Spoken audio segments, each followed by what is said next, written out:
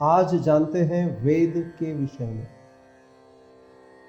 महाभारत ग्रंथ का यदि अध्ययन करें तो ज्ञात होता है कि महाभारत काल में भी वेद विद्यमान थे। महाभारत में योगेश्वर श्री कृष्ण और अनेक पात्रों द्वारा वेदों का आदर के साथ उल्लेख मिलता है। रामायण का अध्ययन करें तो वहां भी वेदों का वर्णन मिलता है।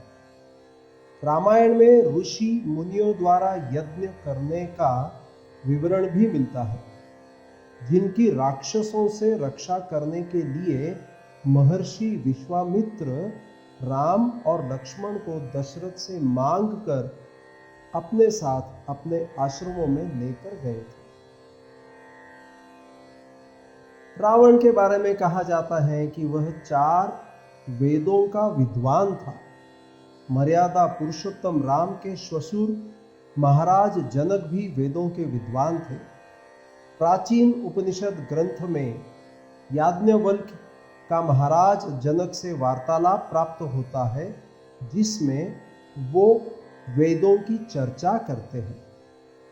रामायण व महाभारत काल में संसार में वेदों के अतिरिक्त दूसरा कोई ज्ञान का पुस्तक या धर्म ग्रंथ होने का प्रमाण नहीं मिलता। इससे सिद्ध होता है कि वेद ज्ञान की पुस्तकें एवं संसार में सर्वप्राचीन है। रामायण तथा महाभारत के उदाहरणों से यह ज्ञात होता है कि इन दोनों कालों में न केवल हमारे देश का अपितु विश्व के धार्मिक, सामाजिक, व्यवहार तथा कर्तव्य अकर्तव्य का एक ही ग्रंथ था और वो वेद था, क्योंकि वेदेतर किसी ग्रंथ का उल्लेख, विचारधारा व सिद्धांत इन सर्व प्राचीन ग्रंथ वेदों में नहीं है। वेद के अतिरिक्त अन्य वैदिक साहित्य, जिनमें मनुस्मृति, उपनिषद तथा दर्शन आदि ग्रंथ आते हैं, इन सब में भी वेदों का ही उल्लेख मिलता है। अन्य किसी वेद तुल्य या वेदों से भिन्न ग्रंथ का उल्लेख नहीं है। अब यदि वेद सर्व प्राचीन है तो वेद किसकी रचना है, अर्थात वेदों का रचयिता कौन है? अब यह देखना है कि वेदों की उत्पत्ति किस प्रकार हुई। वेद शब्द संस्कृत भाषा का है, जिसका शाब्दिक अर्थ ज्ञान है। वेद से ही विद्वान शब्द बना है और विद्वान ज्ञानी को या जानने वाले को कहते हैं। वेद से ही विद्या शब्द भी बना है, जिसका अर्थ भी ज्ञान या नॉलेज है। अब यदि हम यह जान ले कि ज्ञान की उत्पत्ति कैसे होती है, तो यह ज्ञात हो जाएगा कि वेद की उत्पत्ति कैसे और किससे हुई। ज्ञान का संबंध हमारी आत्मा व बुद्धि से है। आत्मा एक चेतन तत्व है। चेतन से भिन्न तत्व को हम जड़ तत्व, निर्जीव अथवा अचेतन कहते हैं। जड़ तत्वों में कुछ नियम कार्य करते हैं, परंतु उन्हें उसका ज्ञान नहीं है।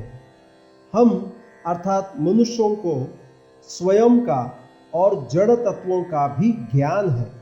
उदाहरण के लिए जल को लेते हैं। हमें यह ज्ञान है कि जल द्रव है, ठोस या गैस नहीं है। जल परमाणुओं से मिलकर बना है। जल में हाइड्रोजन तथा ऑक्सीजन के परमाणु हैं। सूक्ष्म विज्ञान से यह ज्ञात होता है कि जल अणुओं का समूह है। अणु परमाणु का समूह होते हैं।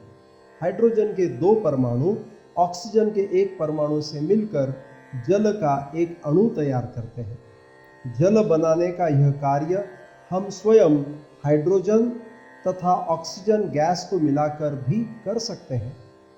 यह ज्ञान हम मनुष्यों को तो होता ही है, परंतु जल या अन्य किसी अवचेतन व जड़ तत्व को यह ज्ञान नहीं होता।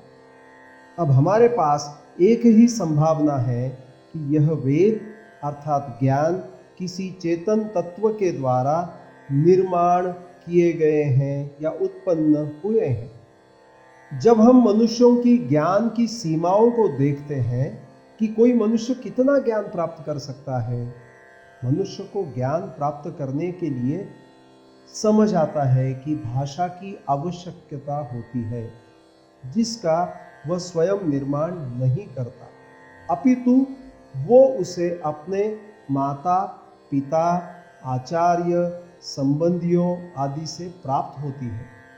ज्ञान हमेशा भाषा निहित होता है। यदि भाषा नहीं तो ज्ञान नहीं, यदि ज्ञान है तो भाषा अनिर्वायतः होगी। एक मान्यता ऐसी भी है कि सत्ता ने सृष्टि के आरंभ में जब अमैथुनी सृष्टि में मनुष्यों को उत्पन्न किया तो उन सब को ज्ञान व भाषा की व्यवस्था भी दी। यह ज्ञान वेद था और भाषा संस्कृत थी। वेदों का ज्ञान व भाषा देने वाली यह सत्ता सर्वव्यापक तथा सर्वाति सूक्ष्म होने से सर्वांतर्यामी भी है, जिससे वह आत्मा में होने वाले व्यवहारों, सोच विचार, चिंतन की साक्षी होती है। वो माता पिता, आचार्य की तरह शुद्धात्माओं को प्रेरणा भी करता रहता है। हमारे ऋषि मुनि लोग साधना से पवित्र होकर व उसका ध्यान व चिंतन कर उससे मित्रता स्थापित कर लेते हैं। उन्हें वह ईश्वर उसी प्रकार से स्पष्ट रूप से दिखाई देता है, अर्थात भासता है, जैसा कि विद्वानों, ज्ञानियों एवं वैज्ञानिकों को अपना अपना विषय सम्मुख दिखाई देता है। एक उदाहरण से समझते हैं।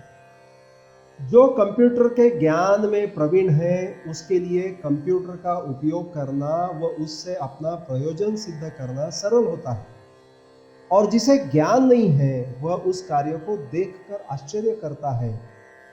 आज से 20-25 वर्ष पूर्व हम ईमेल का नाम सुनते थे तो हमें विश्वास नहीं होता था कि यह संभव है।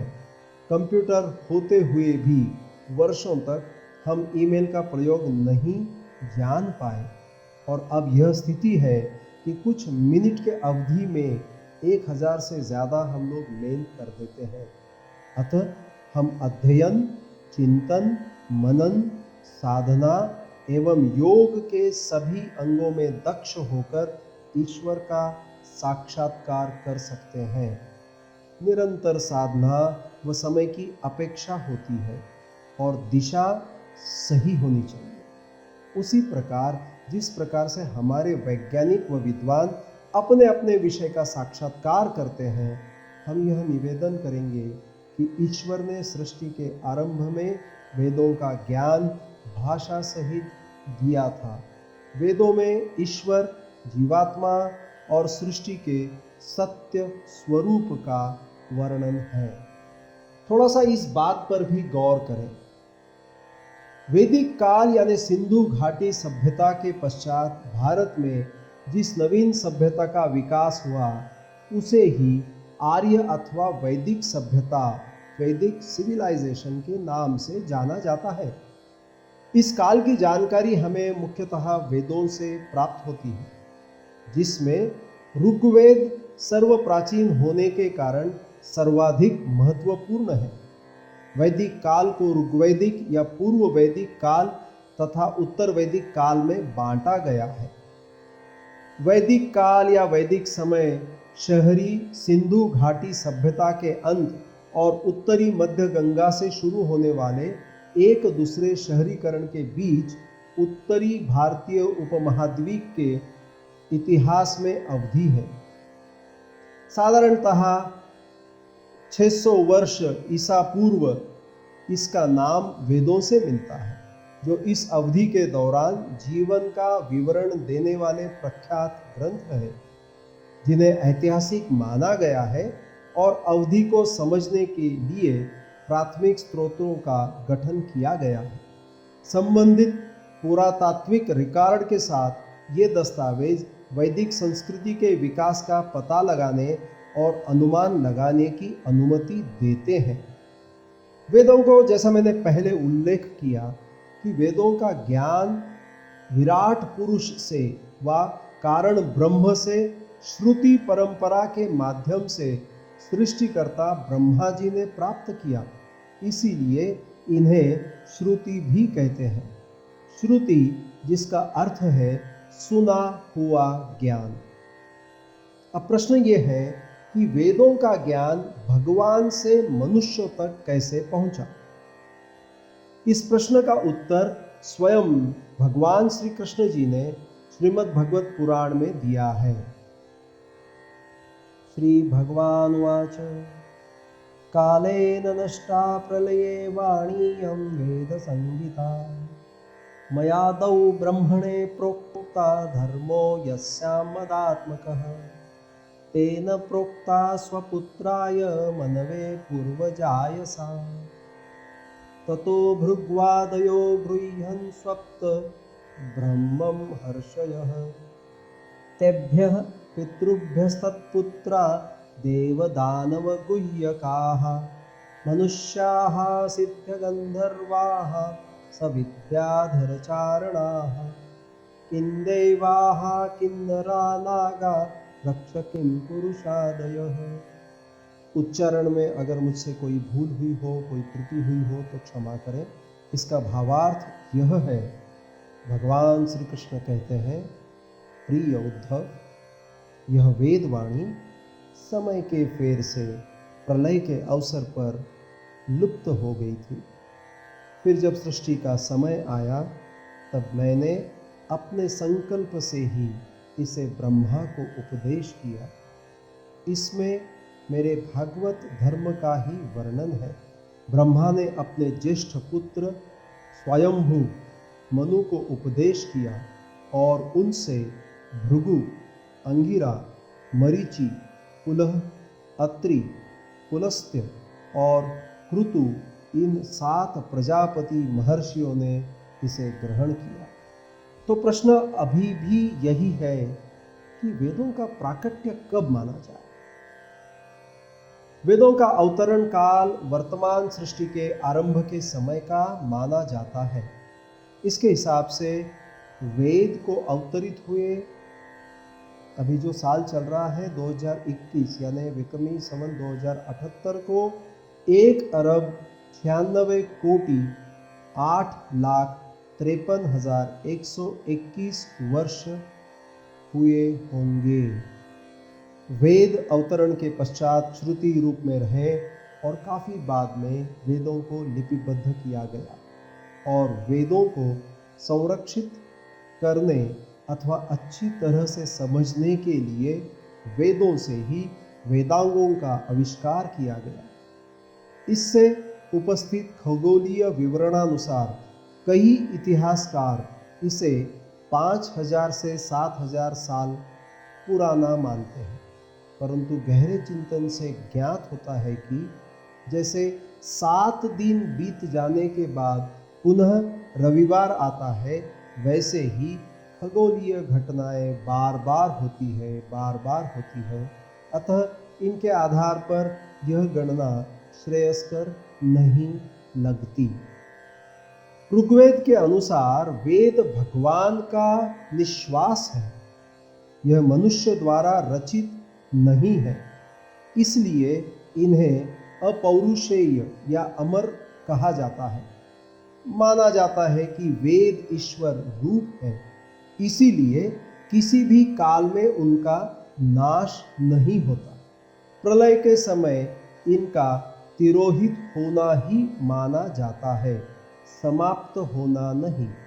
यह भी माना जाता है कि सर्ग के आरंभ में प्रलय के तिरोधान हुए वेदों को भगवान महाविष्णु प्रकट करते हैं।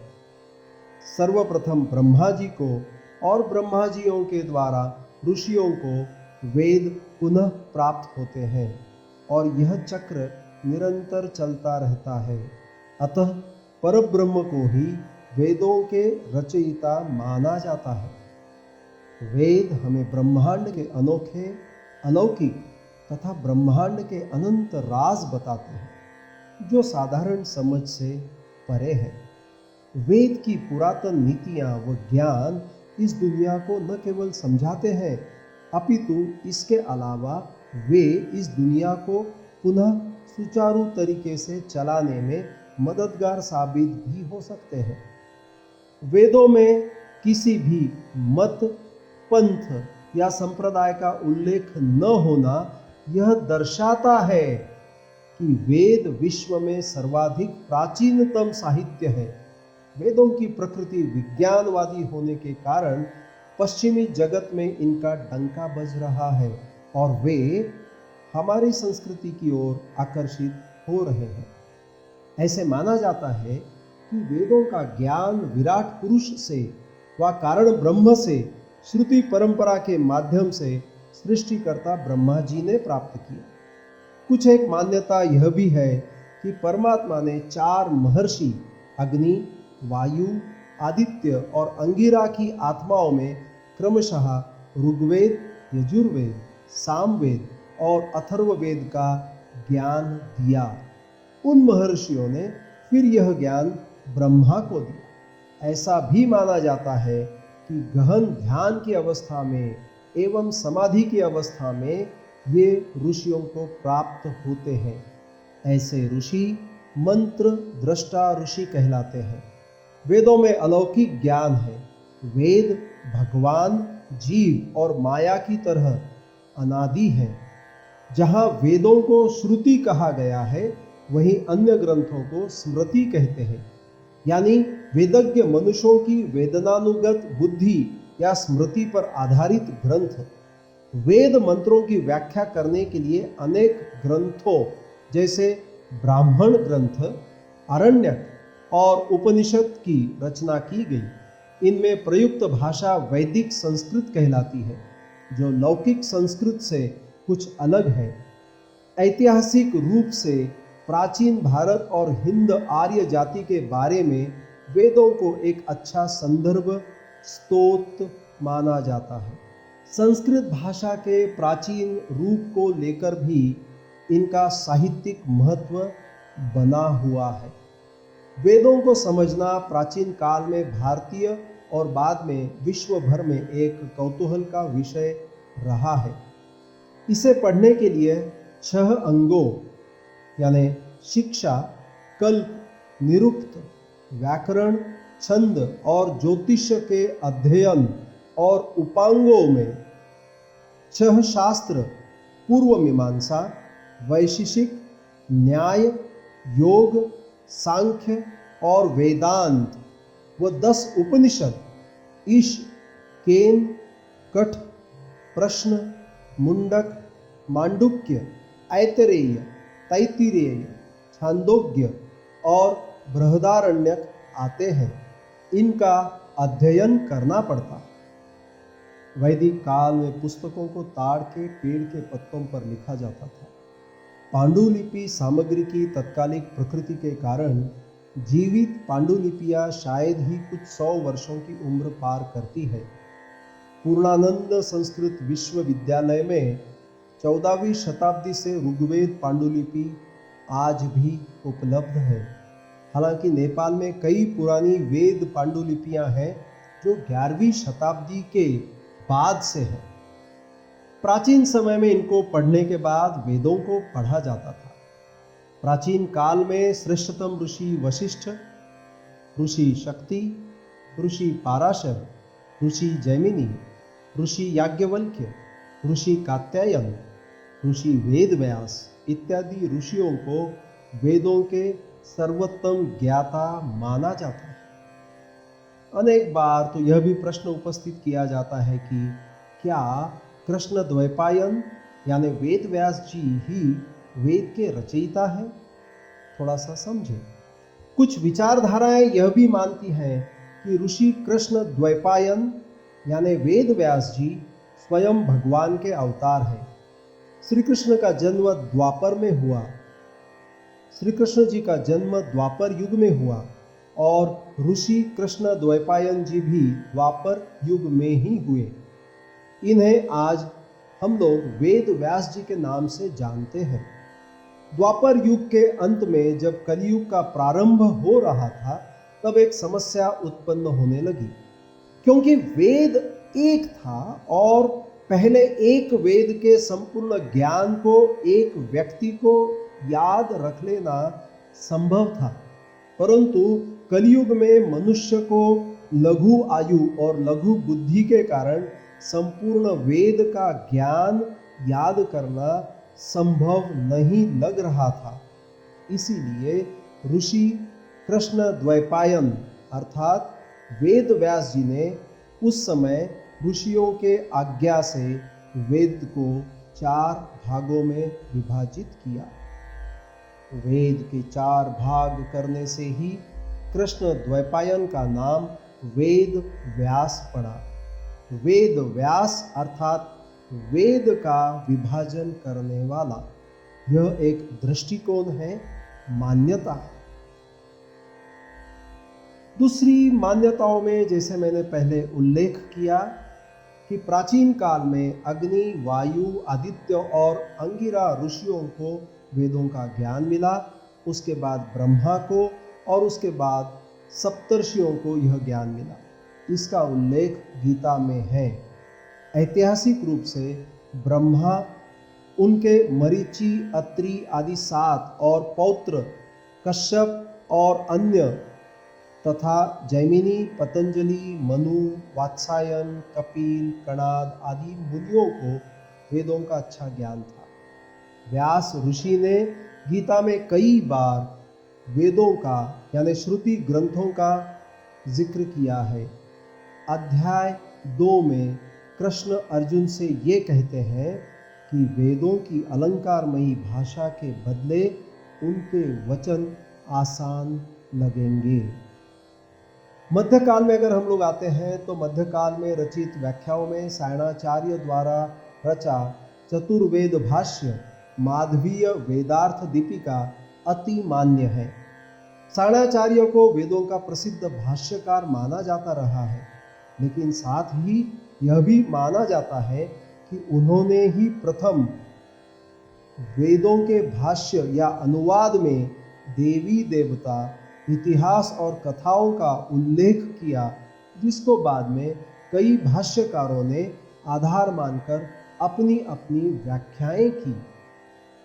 आधुनिक काल में अगर हम लोग आते हैं तो साधारणतः 1800 से 1900 ईस्वी सन के दरमियान राजा राम मनोहर राय का ब्रह्म समाज और दयानंद सरस्वती का आर्य समाज, जो लगभग एक ही समय में आए थे, इन्होंने वेदों के सबसे बड़े प्रचारक के रूप में कार्य किया। दयानंद सरस्वती ने यजुर्वेद और ऋग्वेद का लगभग 7वें मंडल के कुछ भाग तक भाष्य किया।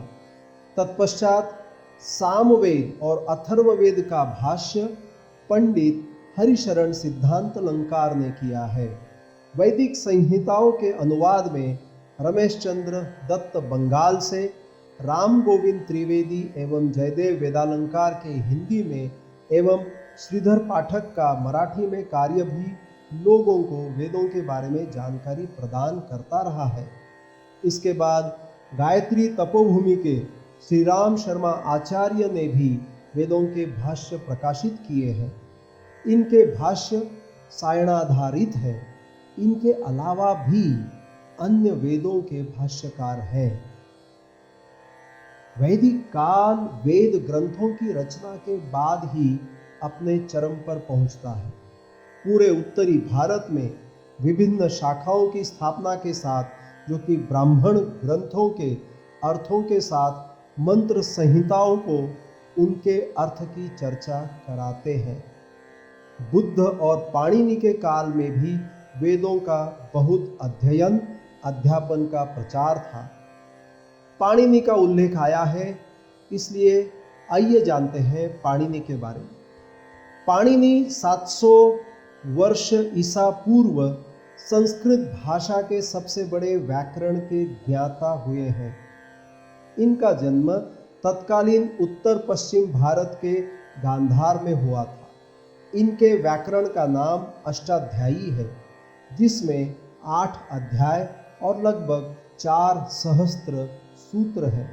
संस्कृत भाषा को व्याकरण सम्मत रूप देने में पाणिनि का योगदान अतुलनीय माना जाता है। अष्टाध्यायी मात्र व्याकरण ग्रंथ नहीं है, इसमें प्रकारांतर से तत्कालीन भारतीय समाज का पूरा चित्र मिलता है। उस समय के भूगोल, सामाजिक, आर्थिक, शिक्षा और राजनीतिक जीवन, दार्शनिक चिंतन, खान पान, रहन सहन आदि के प्रसंग स्थान स्थान पर अंकित है। अष्टाध्यायी पर महामुनि कात्यायन का विस्तृत वार्तिक ग्रंथ है और सूत्र तथा वार्तिकों पर भगवान पतंजलि का विशद विवरणात्मक ग्रंथ महाभाष्य है। संक्षेप में सूत्र, वार्तिक एवं महाभाष्य तीनों सम्मिलित रूप से पाणिनीय व्याकरण कहलाता है और सूत्रकार पाणिनि, वार्तिककार कात्यायन एवं भाष्यकार पतंजलि तीनों व्याकरण के त्रिमुनि कहलाते हैं। जो भी मान्यता आपकी हो, वेदों में अनेक वैज्ञानिक विश्लेषण प्राप्त होते हैं। वेद हमारी संस्कृति, हमारी सभ्यता और हमारे शास्त्र, हमारी जीवन शैली के आधार है, यह बात तो निश्चित है। इसे हम लोग क्रमशः जारी रखेंगे। मैं एक छोटा सा करबद्ध निवेदन करना चाहता हूँ। वेद और वेदों से संबंधित यह भाष्य मैंने विविध स्रोतों से एक कर यहाँ प्रस्तुत किया है। संभव है कि इसमें कोई त्रुटि हो। मेरा प्रयास यही है कि इस विषय में आम व्यक्ति, वांछित व्यक्ति तक यह विषय पहुँचे। मेरे प्रथम वीडियो को लेकर कुछ महानुभावों ने टीका टिप्पणी आरंभ कर दी थी। मैंने उनसे सविनय प्रस्ताव रखा कि अगर मेरे कहने में कोई त्रुटि है तो आप स्वयं मार्गदर्शन करें। मैं आपका वीडियो भी शेयर कर देता हूँ। मात्र तीनों महानुभावों में से किसी ने भी यह कष्ट लेना उचित नहीं समझा। हमारी विडंबना यही है कि जिसके पास सही ज्ञान है वो उसे आम लोगों तक बांटने में इच्छुक नहीं है, तो फिर मूढ़ लोग, अर्धज्ञानी लोग मुझ जैसे अज्ञानी को निज स्वार्थ के लिए उपयोग करते हैं। मैं पुनः एक बार करबद्ध निवेदन करता हूँ कि यहाँ प्रस्तुत हर विषय मेरे स्वयं के द्वारा विविध स्तोत्रों से इकट्ठा किए हुए जानकारी को संपादन कर प्रस्तुत किया जाता है, जिससे कुछ भी मालूम नहीं से कम हम कुछ तो मालूम है इस स्तर पर आते हैं। मेरा ये प्रयास कुछ त्रुटियों के साथ हो सकता है, लेकिन कुछ तो प्रयास हो रहा है। आप इसे सुन रहे हैं, आप इसे पढ़ रहे हैं, इसलिए आपका आभार, धन्यवाद। फिर मिलते हैं। आपका कल्याण हो, आपका मंगल हो। हरि ओम।